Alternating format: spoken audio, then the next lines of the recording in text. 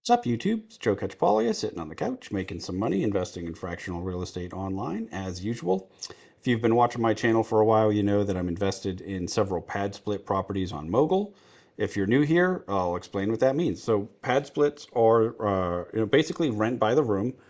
Pad split is actually the name of a company that assists with managing that sort of property. The generic term people use today is going to be co-living. If you, I've been if on Mogul, I've bought pieces of quite a few. Um, I'm going to just get it right out of the way right now. Just because I invest on this platform doesn't mean that you should. Just because I pick a specific problem doesn't mean that you should as well. In the description to this video, I have links to all the sites where I invest in fractional real estate, and that applies to all of those as well, right? Do your own due diligence on the platform and on the properties. Just because I'm saying, hey, I buy this, I like this deal, or whatever it is, don't just take that to mean that you should do it. You want to do your own due diligence, figure out if it fits into your particular investing strategy, and all that great stuff. Okay, but so you can see, I've picked a whole bunch of these pad splits, right? I haven't bought every single one, and a lot of them are doing really well for me. But the questions come up a few times. Why am I investing in a business model that sort of stands on this like legally dubious ground? And what does that mean? Well, in a lot of states and a lot of cities and counties, there are rules. There might be called boarding house rules or rooming house rules, or in some places they even call them brothel rules, that are basically trying to keep you from renting bedrooms, right? They want you to rent entire living units, including the kitchen, bathrooms, all that. That's just rented to one family. The definition of family is different in most jurisdictions, and it's one of the things people have struggled with. Excuse me. They try to some of them just say, only so many unrelated people can be there. There's all these different ways that they've tried to limit it, but in general, where you have a property that has, this one's only six, but some of these have, 10 bedrooms that are each rented to individuals. Okay, this is eight. And so, depending on the jurisdiction you're in, you might be violating some state or local ordinance about the number of adults that can live in a home, that are unrelated. And so people are wondering, well, why would you do that, right? Like if it's a problem, there's a couple of things. One, I've interacted with Padsplit, the company, quite a bit. When they were deciding to come to San Antonio, I want to say it was 3 years now, maybe 3 or 4 years ago. It took them a long time before, from the time that they first talked to our company about coming here, because they were talking to our management team about possibly partnering on some of the management aspects of running these properties. We didn't end up doing that. I have no relationship with them other than the fact that I'm invested in several properties that they manage. Um, but they were very prudent, right? They took a long time. They spent a long time talking to the city of San Antonio, trying to figure out, is their model going to be accepted here, or are they going to run into problems? And so at the time, I believe, and although I haven't seen it recently, I tried to look it up today and I couldn't find the section, but it used to be you couldn't have more than six unrelated adults in a single family home. Although I found some places where there was references to four unrelated adults, and even one place where it said two. So I'm not sure why I couldn't find that today. But we definitely on the books have some rules about, unrelated persons, how many unrelated adults can be in a home. And so what PadSplit has done, if you hear them talk about it, or you hear people talk about their co-living model, they're always talking about members. They're members, not their tenants, not their guests, not their residents. They always call them members. And the reason for that is, when you have a pad split, you're actually renting the entire property of a pad split, and pad split is then giving, I think it's a license to use the rooms to their members. And so you actually, to live in a pad split, you join their group, you become a member there. They provide some benefits beyond just living in the home. And then so because they're all members of the same group, their argument is these are not unrelated people, right? They're all members here. Um, Whether or not that holds up in each individual jurisdiction is going to be yet to be seen. You'll notice they're primarily in the Atlanta region. And they talk quite a bit about this, how they on their website. You should definitely read it. Um, they talk about their legal strategy.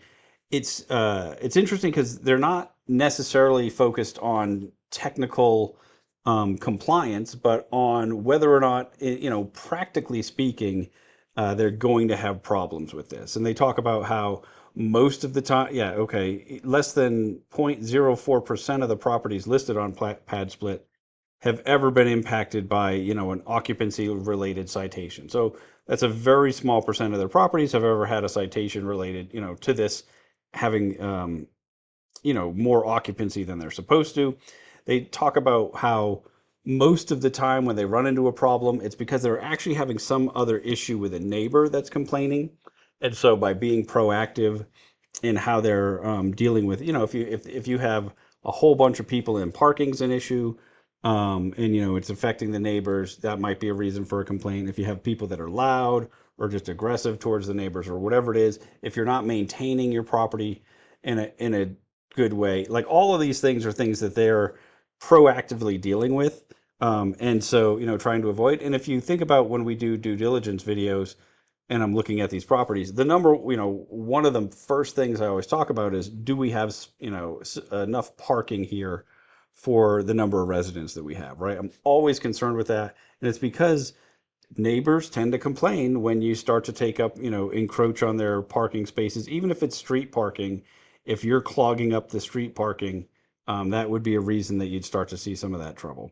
Um, and so, from a practical standpoint, one, they have had very, very low rate of issues, and where that it's that 0.04.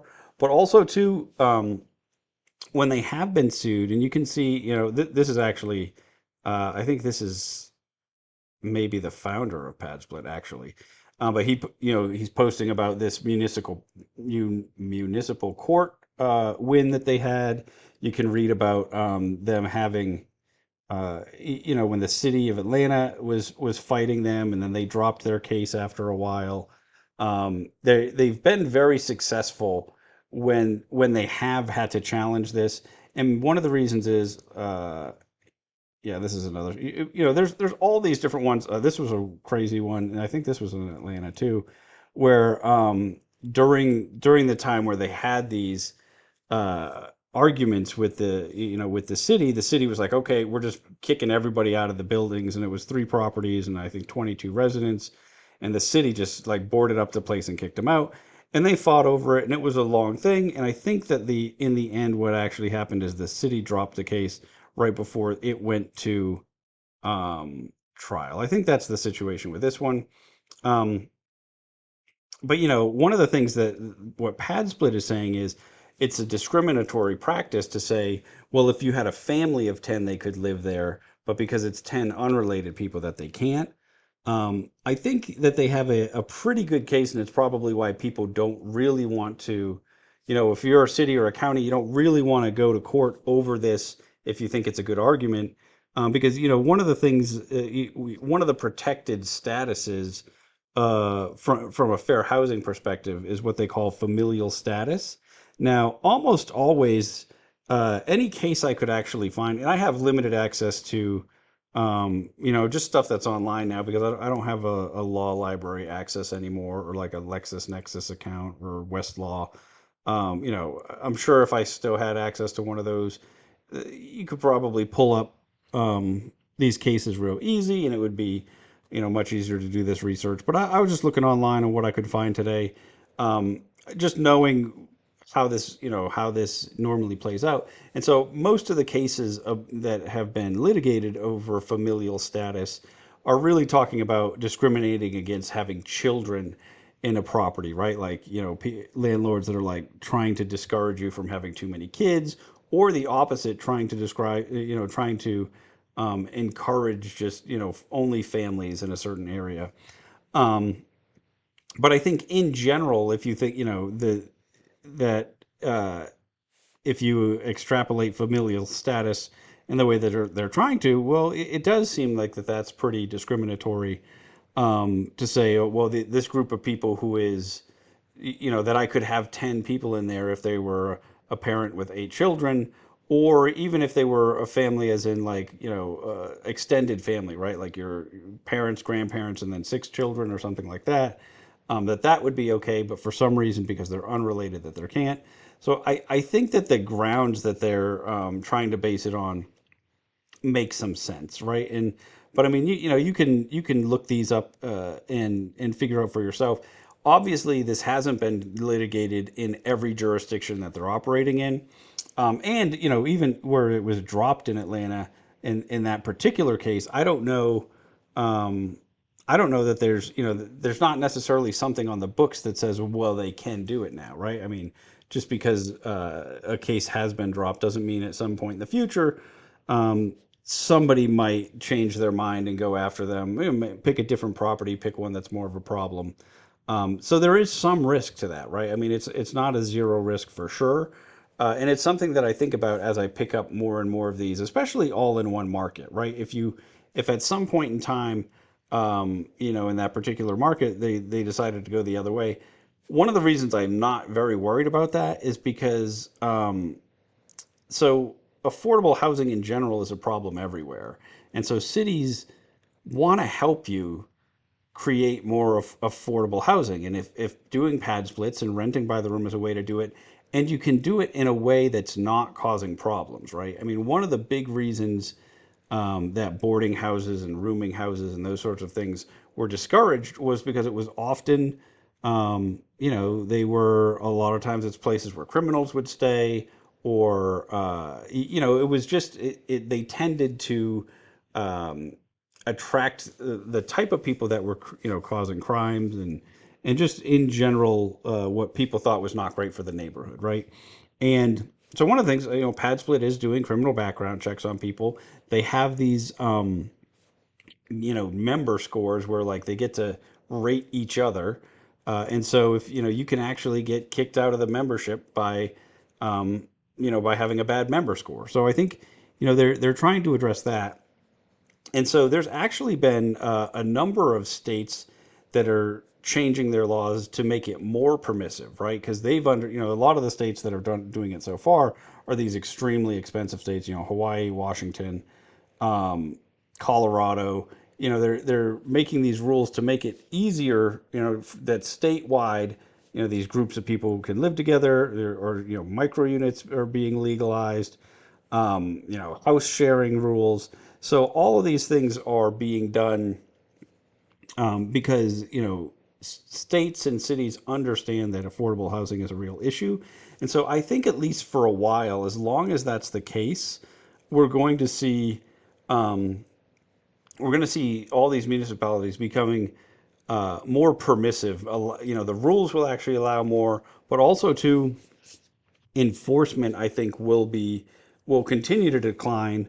And that's one thing that they even say on their website, that since they started, they've seen a decline in actual citations, and it's because it's just becoming more accepted, and they're realizing these properties aren't creating a nuisance, and they know that PadSplit does have this. They're basically very willing to go to court, and they feel confident that they're going to win when they do, saying that these rules are discriminatory. And because of that, uh, cities and states and counties don't want to engage them. Now, does that make that makes me feel good enough about investing in these properties, especially because they have great returns, and they are providing affordable housing in a way that I think is really smart, right? I think as long as you have means in place to uh, in some way police sort of the interpersonal problems that you can have by having multiple tenants in a home.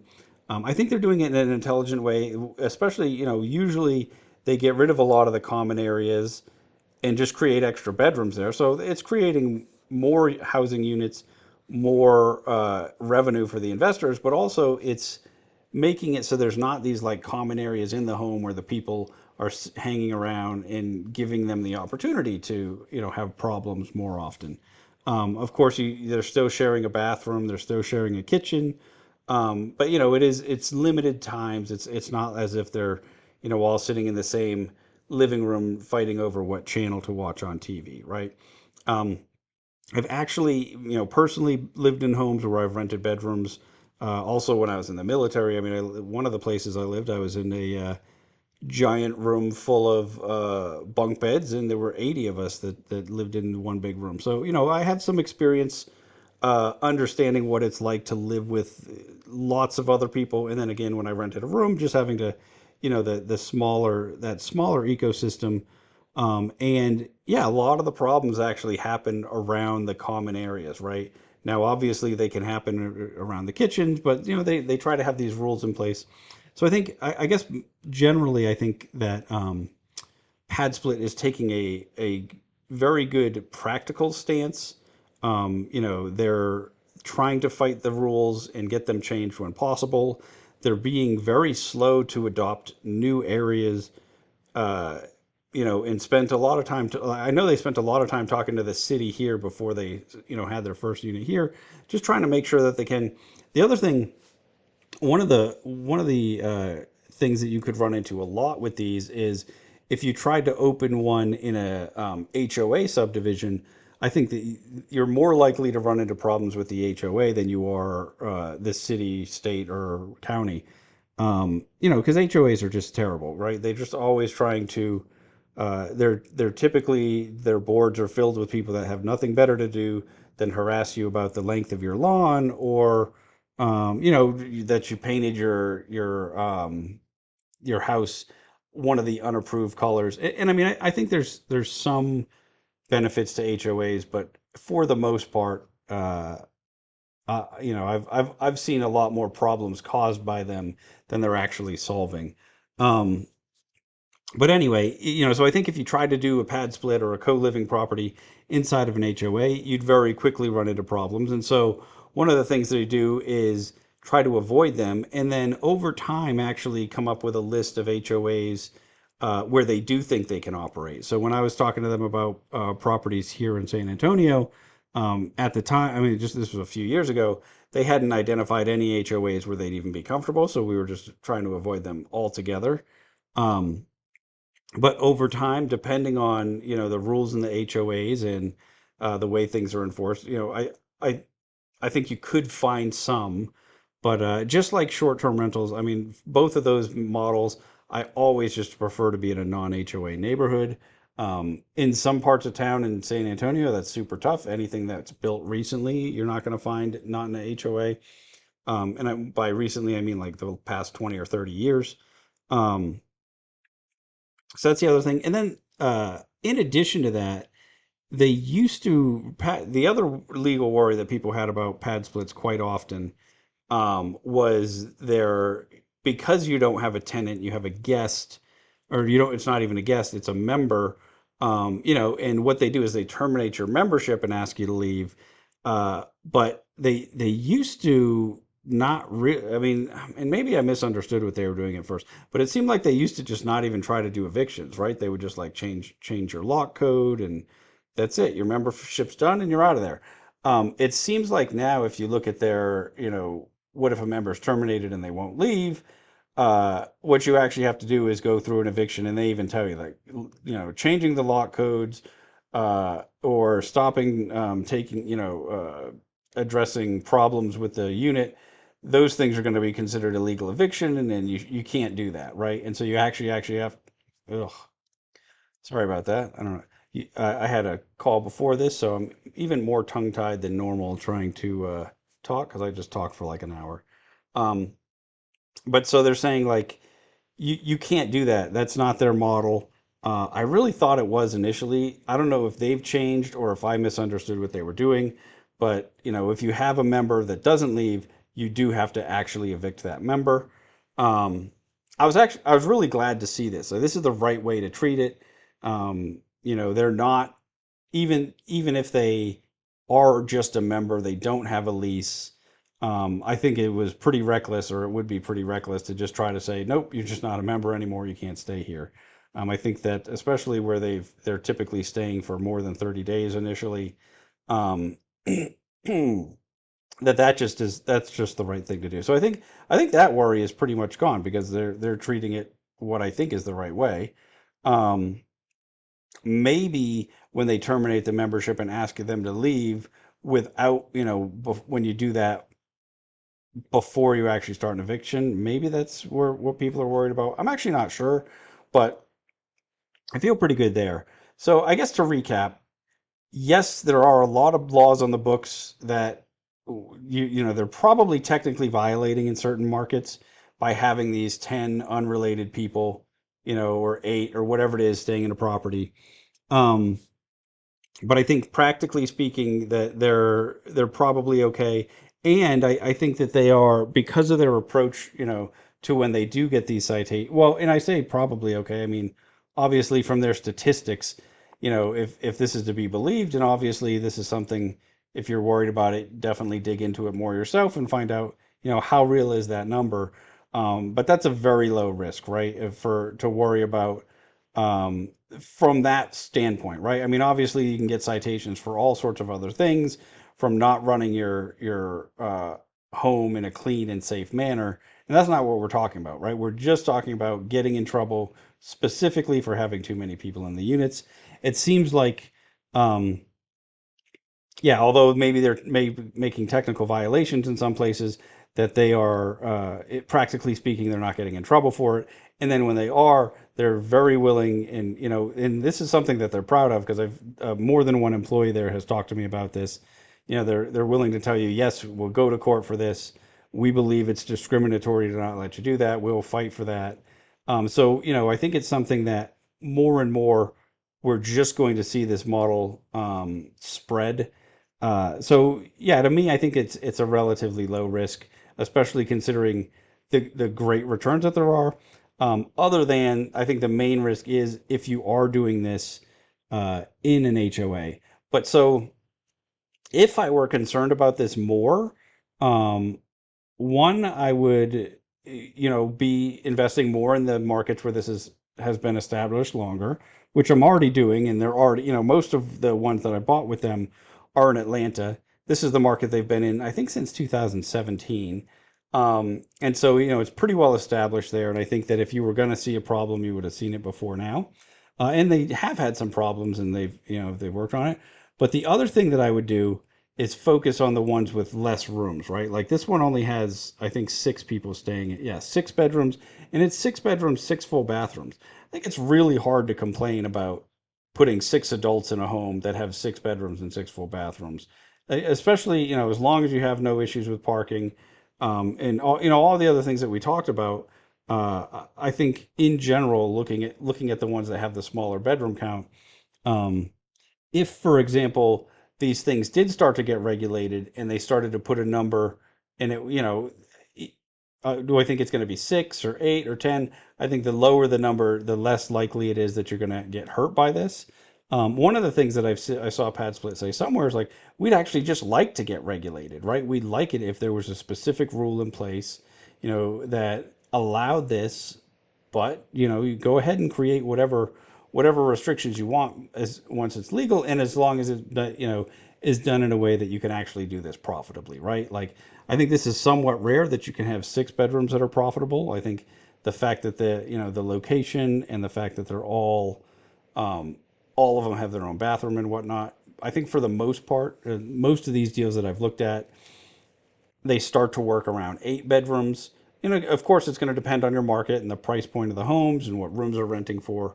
For them to work real well, and especially to where they can be an affordable room rental and also make profit for the investor, you can't do that with 4 or 5 bedrooms in most places, unless it's just a very small home that you got super cheap. It's very common that 8 bedrooms becomes the tipping point, when you look at like median housing prices and how many bedrooms and what the bedrooms rent for.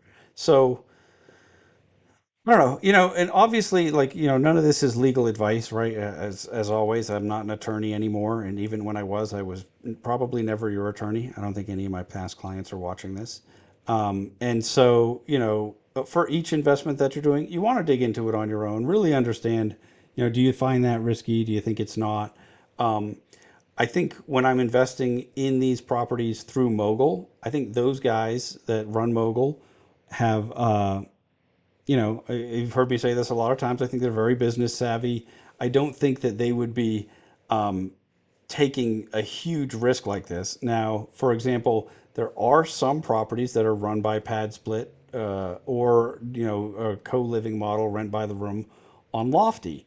I don't think they have as rigorously looked into the markets where where these properties exist, right? Because they'll let you, like Lofty will just let you do anything that's legal, is their motto when listing the property. Well, that property is legal. They're not digging into, is co-living legal in that market, right? They're really doing no due diligence on the property's operations on that platform. And so I think you're much more likely, if you find a pad split or a rent by the room on that platform, for it to be in a market that isn't as tested of a market. It hasn't had, necessarily some, maybe pad split is, if they're active there, they've probably done some of their own due diligence. But I think you don't have like this third party that's really looked into it and worried about that sort of thing.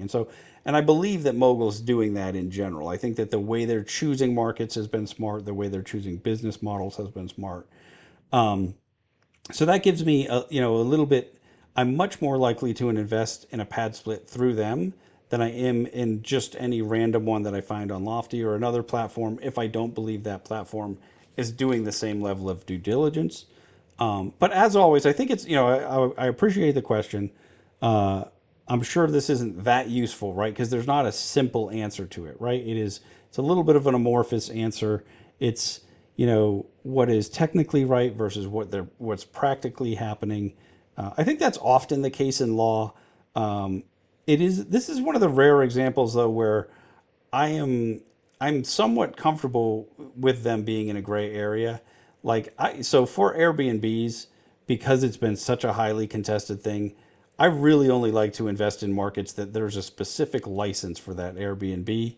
Um, I think that but if you think about the who operates and who uses Airbnbs, it's a much less like the general public is much less sympathetic of, oh, somebody needs to use this home as a vacation than they are towards, this is the absolute cheapest affordable housing in the area, right? So I think from that standpoint, it's going to be much less popular for people to attack pad splits than it will be for them to attack Airbnbs.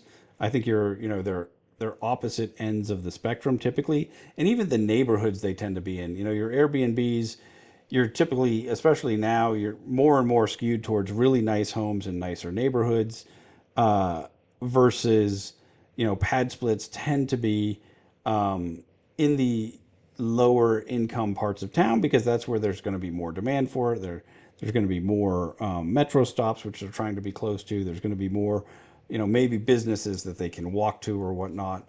Um, and so I think if you look at the average quality of the property itself, if you compare the pad splits to the short-term rentals, they're very different, right? The character of the neighborhoods and of the properties themselves look very different.